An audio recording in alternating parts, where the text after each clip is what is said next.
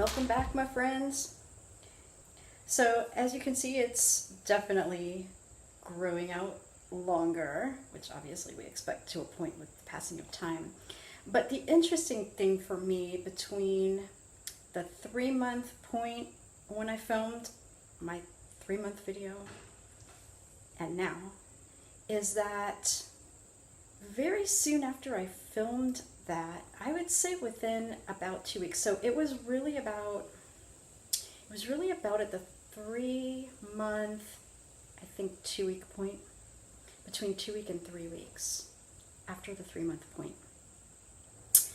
It seemed like it all of a sudden looked really different again. And you may, if you've seen some of my previous videos, I mentioned in my last update video where I share with you some of my experiences between the 2nd and 3rd month.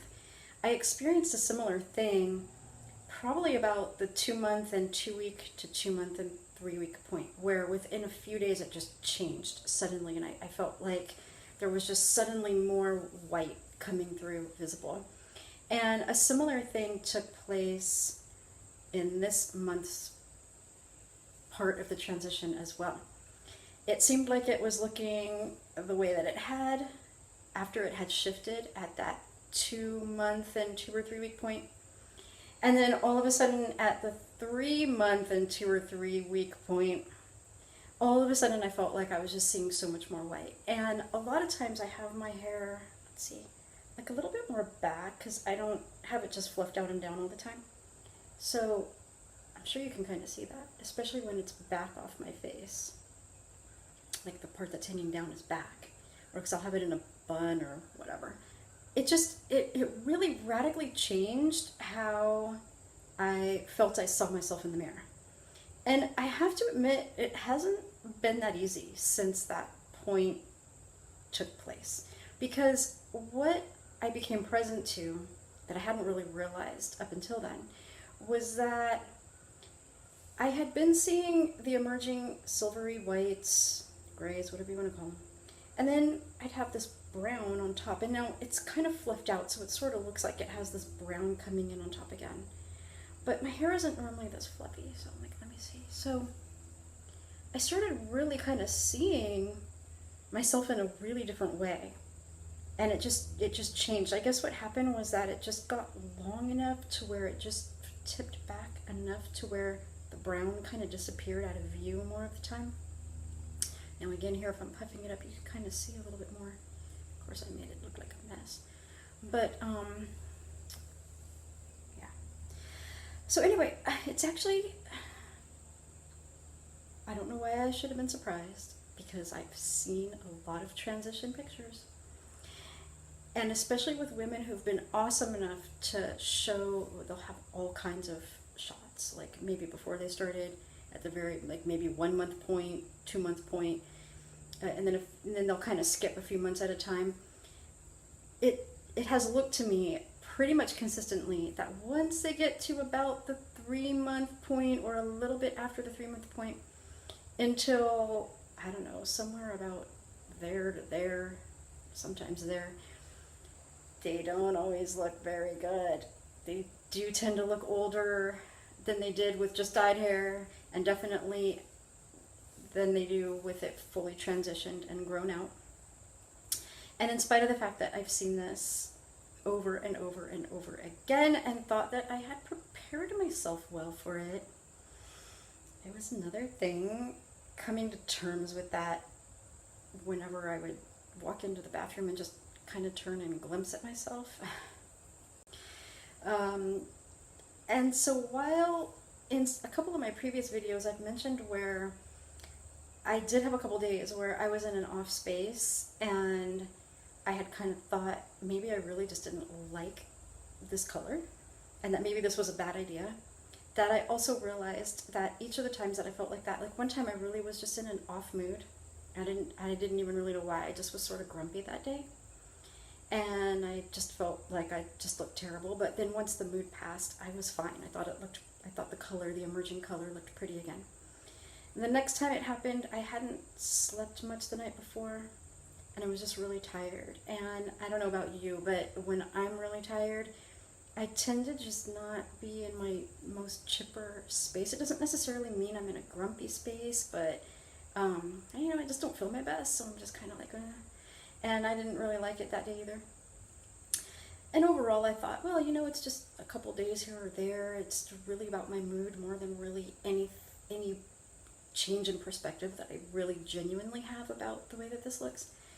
But once I reached this 3-month, 2 or 3 week point, and it all of a sudden changed in how it looked, I have to be honest, because I promised I was going to be honest here for myself as well as to really, I feel, be of aid to anyone else, because not everyone has the same experiences, but even people who are overall happy about this are probably going to have kind of a bad day. And I've had many not so great days about this lately. I've seriously really questioned if this was the thing to do. And I think the biggest part of it is just that I've been used to seeing my hair brown and dark my whole life. The worst I had ever done to it was dye it black. That was the first thing I did to it, was I dyed it black. But I'd never put in streaks, I'd never put in highlights. I thought about it for a good year or so, and then ended up deciding to just let it transition to my natural silvery, beautiful white color instead. But I never colored it that way. I've always just had it this darker brown color. And my hair, as you can tell, it kind of has this swirl. It's kind of big and puffy. Sometimes it looks better than others. I can't control it because it's curly. And on top of it, I've been experimenting with not shampooing, and I have one more video already on that, and I'm going to do another one about where I'm at with that. So I'm kind of just getting used to that and how that might be working. So it doesn't always look its best. Today is pretty good. It's not the best hair day in terms of the overall flow, but it's pretty good. But I've always been used to seeing this brown and coming down. You see how long it is. In my last video I was trying to show you like this transition is going to probably take 4.5 years, but I was too close to the video camera then, and I couldn't even show you how far down my hair goes. And part of this is in the back, so I have a bunch back here.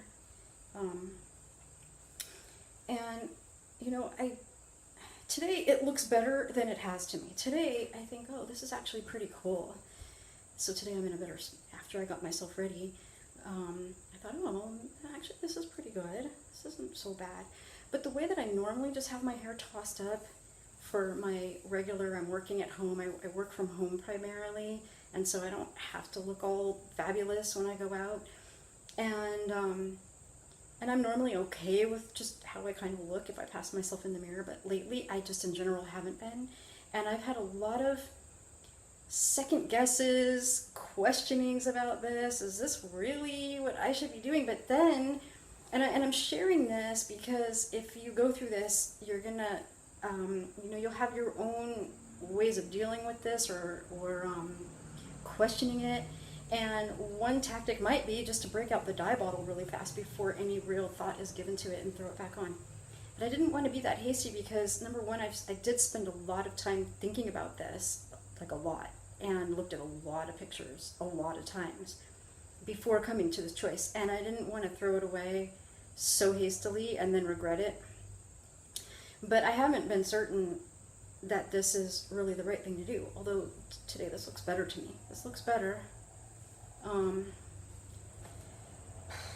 But it has been challenging, and so, and I have thought, well, gee, maybe I should just dye it again, because I know as I continue to get older, this dye color against my complexion is not going to look good. The older I get, the worse that is going to look. That is what tends to happen.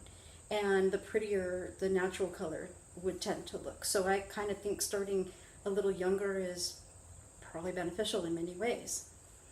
But still, honestly, I was having quite the conflict here. Not entirely sure that this is really what I should do, because I've also felt like my hair, like people kind of know me for this look, especially if I show up with it down. They kind of know me like this almost like trademark kind of looking hair. And And I really have liked that about myself, even though it doesn't always cooperate the best way all the time, with being it's curly and all. Sometimes it just doesn't cooperate. But, yeah. Anyway, it's been challenging. If you are on this journey yourself and you find yourself with steps or blocks of time that are harder, I think that's really natural. I mentioned on one of my previous videos that I joined the GGG, it's Going Gray Guide. There's another one, I think they kind of copied their name. Like, I think they said GGG Going Gray Beauty Guide. Yeah, that's not the one that I joined. I joined the Going Gray Guide, GGG. Anyway, I think that was maybe one of the maybe more previous setup groups, and there's a lot of people there, and they're really sweet and supportive, and they share. I'll put the link down below. And it does seem from different things that people have said that, yeah, like, they sometimes really do hit these places where it's tough. And I guess I thought going into it, like, that wasn't going to be me, but it is. It has been. Today I'm feeling a little bit better about this because I'm like, oh, that's pretty cool. But that just hasn't been how I have felt most days lately. So I just wanted to share that with you. I am still planning on continuing on, because when I really reflected on what my options currently are, do I really want to start putting poisons back on my hair?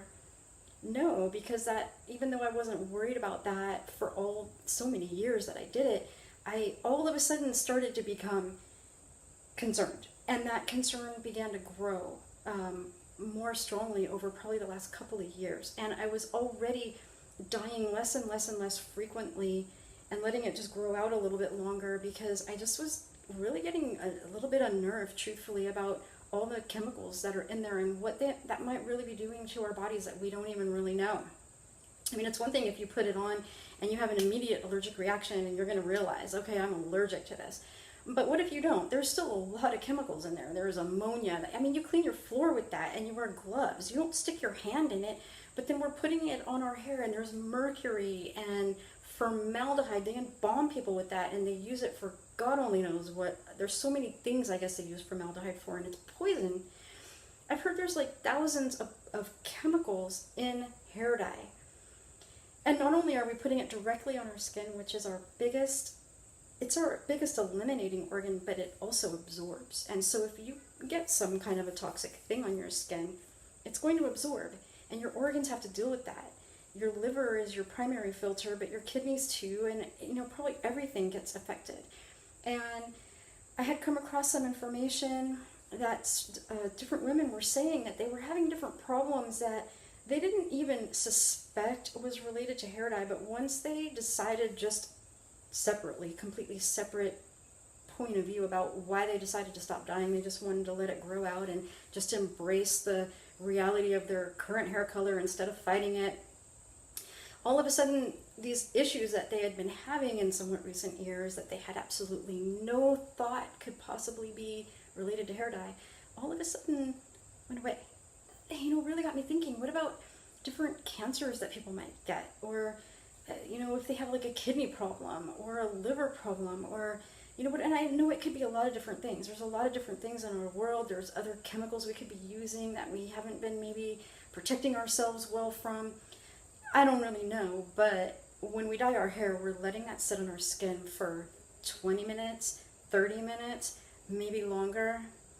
And I was using a really awesome developer, which I was going to show you guys. So in case you do want to dye your hair, I recommend this developer because it's more gentle. It wasn't stinging my scalp, and everything else was.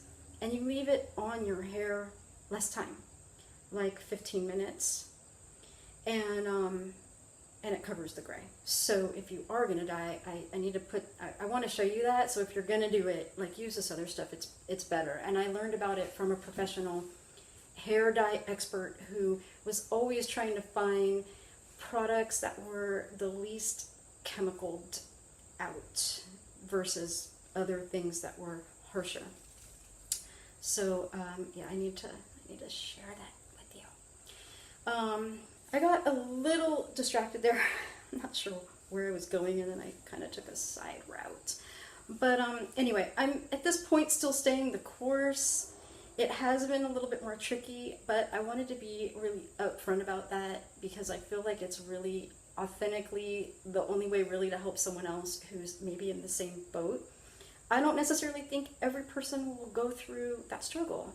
I don't necessarily think so. If someone's 20 and they look freaking amazing still, and they're embracing it, and they're like, you know, I think their experience with it is maybe going to be really different, and they might not feel so shocked, and especially if they've been already, you know, playing around with their hair and dyeing it different colors and used to seeing themselves in different ways with different colors. I think it'd be less striking. For me, it's hugely different because I've always just had this dark color around my face. Not necessarily like that, but see? Okay, well now I look like I have a headband. You get the idea. All right, so anyway, those are my notes, okay? So these are going to be my notes between month 3 and month 4. And then on a separate video, I'm going to put, you know, where I show you, because I think not everyone wants to hear the whole rigmarole, and they get annoyed.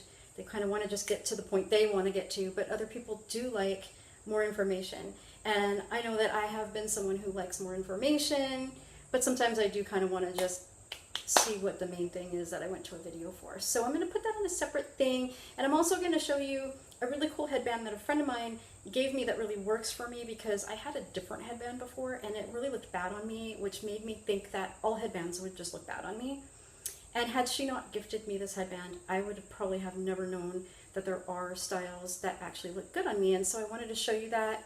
Not saying this particular style will look good on you, but if you have tried a headband that hasn't worked for you, it might not mean that all headbands or all types of disguises, if you want to put one on while you're growing your hair out, doesn't mean that they all won't work for you within the category of maybe the one example that you didn't think you looked good in.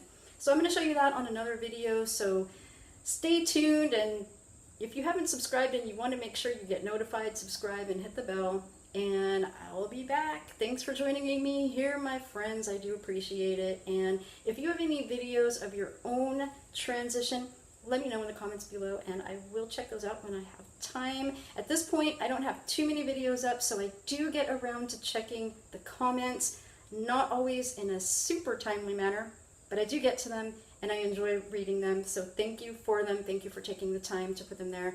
I really love it. Have an awesome day.